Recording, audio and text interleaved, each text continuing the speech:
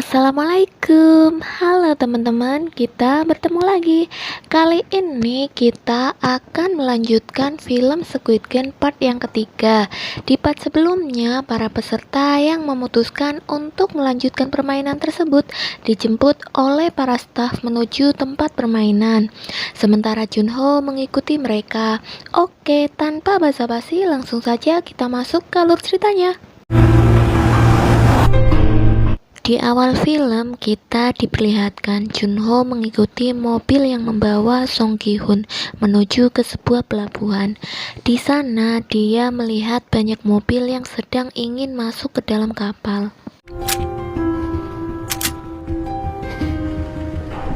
Setelah memastikan situasi aman, kemudian dia menyusup ke dalam salah satu mobil yang ada di sana. Di kapal, para staf mendata ulang para peserta. Junho yang berhasil menyusup menyerang salah seorang staf, kemudian mengambil bajunya untuk menyamar dan membuang mayatnya ke laut. Saat mereka sudah sampai di tempat permainan, para staf mengambil barang dan pakaian para peserta. Akan tetapi, Seo Byok berhasil menyembunyikan sebuah pisau di lengannya. Dari 201 peserta yang dipulangkan sebelumnya, kini hanya 187 peserta yang memutuskan kembali ke permainan tersebut. Mereka di sana mulai membentuk kelompok dengan peserta lain agar mereka dapat saling membantu dalam menyelesaikan setiap permainan. 201명 가운데 재참가율 돌아오지 않은 자들은 Saat para peserta lain sedang tidur, Seo Byok dan seorang peserta izin untuk ke toilet. Namun saat di toilet, Seo Byok berusaha mencari tahu permainan selanjutnya dengan cara masuk ke dalam ventilasi. Sementara peserta yang bersama Seo Byok berusaha untuk menahan staf penjaga agar tidak masuk ke dalam toilet.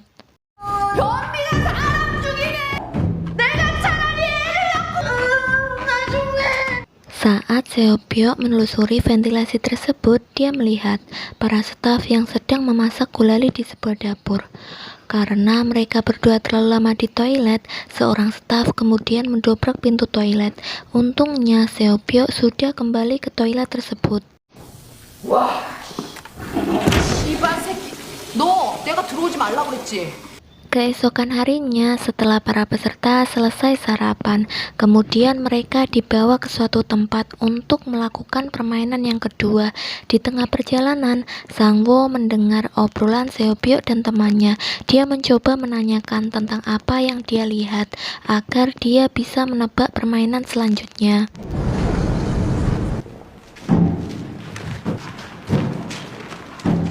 Setelah mereka sampai di lokasi permainan kedua, mereka disuruh memilih salah satu lambang dari segitiga, lingkaran, bintang, dan payung.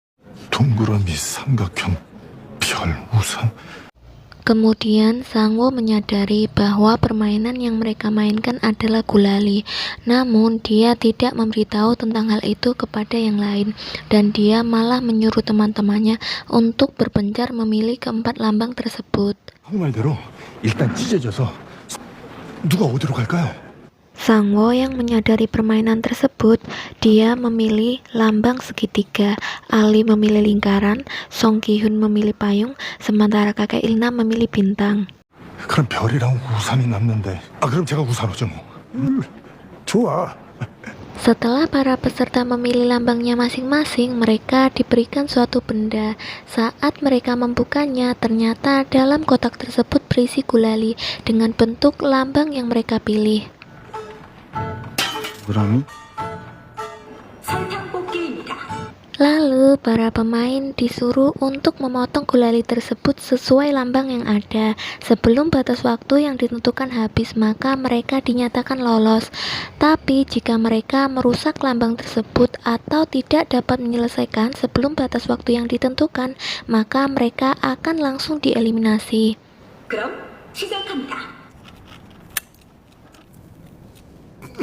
Setelah beberapa saat, ada beberapa peserta telah merusak lambang yang berada di gulali.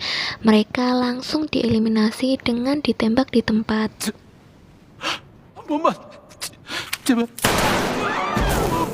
Para pemain yang memilih lambang segitiga banyak yang berhasil lolos dari permainan tersebut karena memang lambang tersebut lebih mudah untuk dipotong daripada lambang yang lain.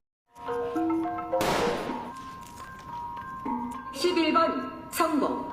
Sangwoo dan Xiaobyo akhirnya juga berhasil lolos karena mereka memilih lambang segitiga. Sesaat kemudian, Ali akhirnya berhasil menyelesaikan permainan tersebut. 동그라미 199번 성공. Song Ki-hoon dan kakak Ilnam tampak kesulitan karena memang lambang mereka paling susah untuk dipotong dalam permainan tersebut.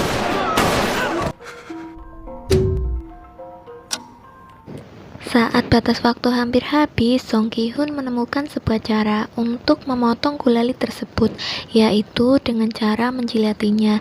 Kakak Ilnam dan yang lain yang melihat hal itu mengikutinya dengan cara menjilati gulali mereka masing-masing. Akhirnya mereka bisa menyelesaikan permainan tersebut sebelum batas waktu habis.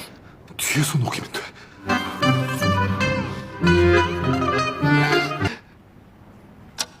Setelah batas waktu habis, saat para staf ingin menembak para peserta yang tereliminasi karena gagal menyelesaikan permainan tersebut, tiba-tiba seorang peserta merebut senjata staf tersebut dan mengarahkan senjata ke arah staf, lalu memintanya untuk melepas topengnya.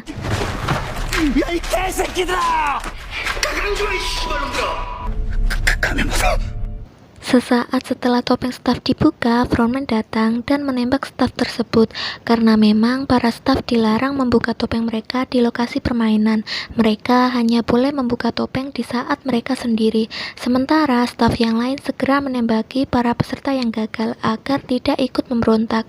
Semua itu dilakukan untuk menjaga kerahasiaan dari permainan tersebut.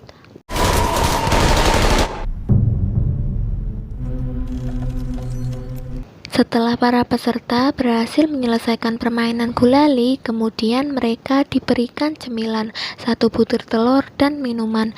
Doksu dan kelompoknya yang merasa tidak puas dengan makanan yang diberikan, mereka mengantri kembali agar mendapatkan cemilan lagi. 같이 좀 먹고 삽시다. Karena makanan tersebut sudah disesuaikan dengan jumlah peserta, akhirnya beberapa peserta tidak mendapatkan makanan tersebut. Seorang peserta yang tidak mendapatkan makanan mendatangi Doksu dan mengamuk kepadanya, namun malah Doksu menghajarnya sampai mati. 죽었어. Para peserta di sana pun sangat terkejut dan meminta para staf untuk bertindak. Namun panitia tidak peduli dengan apa yang terjadi di luar permainan. Para staf justru menunjukkan dengan tereliminasinya peserta tersebut, maka jumlah hadiah uangnya semakin bertambah. Hal tersebut membuat Doksu dan kelompoknya untuk membunuh peserta lain agar saingannya berkurang. Akhirnya para peserta terbagi menjadi beberapa kelompok. Mereka saling bekerja sama untuk mempertahankan anggota di kelompoknya masing-masing. 넌 저 깡패 새끼랑 별로 사이도 안 좋은 거. 내 침대 쪽으로 모이기로 했다. Di sisi lain, terlihat seorang peserta bernama Byongki bersama beberapa para staf sedang mengambil organ-organ para pemain yang sudah mati untuk dijual secara ilegal. 30분 후에 출동하겠습니다. 서둘러.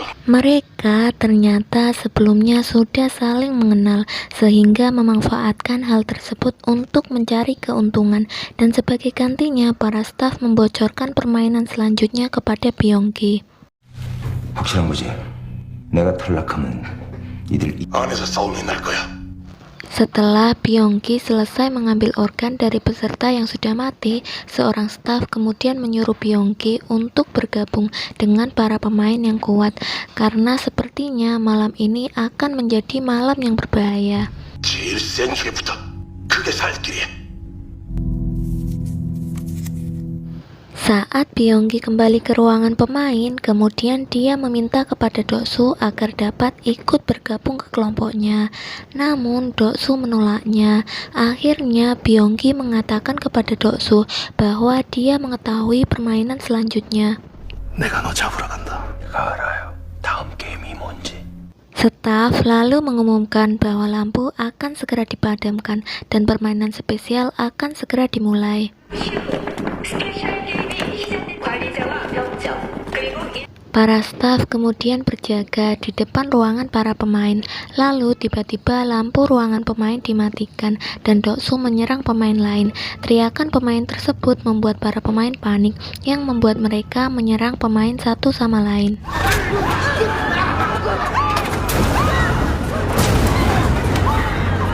Setelah berhasil membunuh satu pemain, Doksu kemudian berusaha menyerang Seobyo. Namun untungnya Seobyo berhasil melawan dengan pisau yang dia selundupkan. Dan kemudian dia pergi bergabung bersama Song Gi-hun untuk meminta bantuan. 오라며. Song Gi-hun dan anggota kelompoknya berusaha melindungi satu sama lain. Saat kelompok Doksu datang menyerang mereka, kakek Ilnam yang berdiri di atas tempat tidur berteriak menyuruh semua pemain berhenti menyerang satu sama lain. Karena kalau tidak, semua pemain yang ada di sana akan mati. 제발 그만해. 이러다가는 다 죽는단 말이야. Mendengar hal tersebut, frontman kemudian memerintahkan para staf masuk ke ruangan untuk mengamankan para pemain dan mengakhiri permainan tersebut.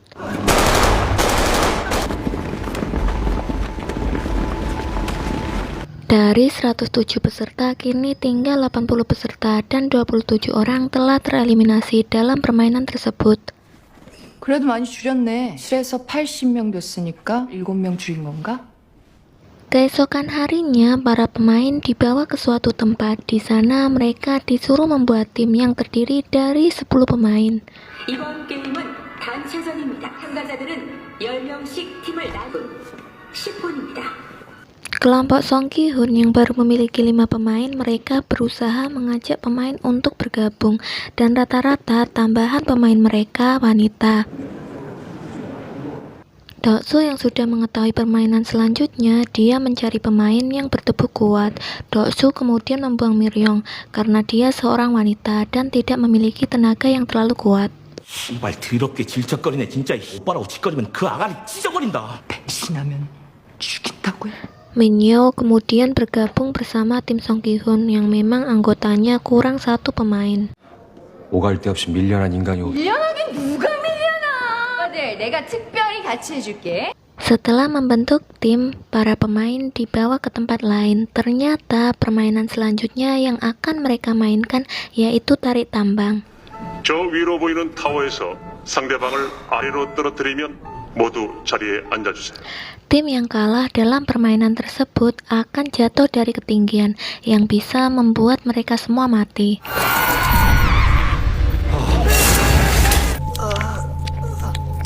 Saat tim Doksu melawan tim lain, mereka dapat memenangkan permainan tersebut dengan mudah karena memang anggota tim Doksu memiliki anggota yang rata-rata para pria bertubuh kuat.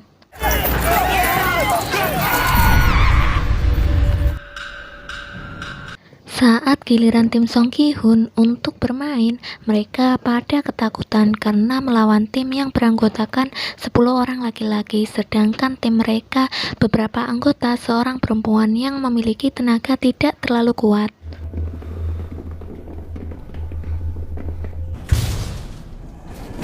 Lalu kakek Ilnam berusaha menenangkan mereka agar tidak terlalu panik karena dalam tarik tambang tidak hanya membutuhkan otot saja, tapi mereka juga dapat memenangkan permainan tersebut dengan sebuah strategi. 이기는 작전을 잘 짜고 이 모자라도 이길 수가 있어. 모양에서 둘 다 일기를 꽤. Strategi yang tim mereka terapkan yaitu dengan menaruh para pemain yang kuat di belakang dan menaruh pemain di setiap sisi kanan dan kiri secara berselang-seling. 오른쪽 왼쪽으로 나눠서서는 Untuk posisi kaki mereka sejajar menghadap ke depan dan bagian yang terpenting yaitu kerahkan semua tenaga dengan posisi mendorong kepala ke arah belakang selama 10 detik.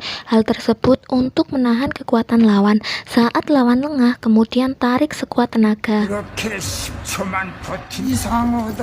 왜 안 끌? Beberapa saat mereka bisa menarik tim lawan, namun tiba-tiba tim lawan berbalik menarik mereka. Saat tim mereka hampir kalah, Sangwoo memberi aba-aba agar mereka maju 3 langkah ke depan agar lawan terjatuh. Dalam hitungan ketiga, mereka bersama-sama maju 3 langkah, membuat tim lawan terjatuh, dan bab 3 pun selesai. 내가 시도하면 딱 3발 저쪽으로 넘어뜨려야 돼. Terima kasih telah menonton. Jangan lupa like, komen, subscribe, dan nyalakan lonceng notifikasinya. Tunggu part selanjutnya. Sampai jumpa.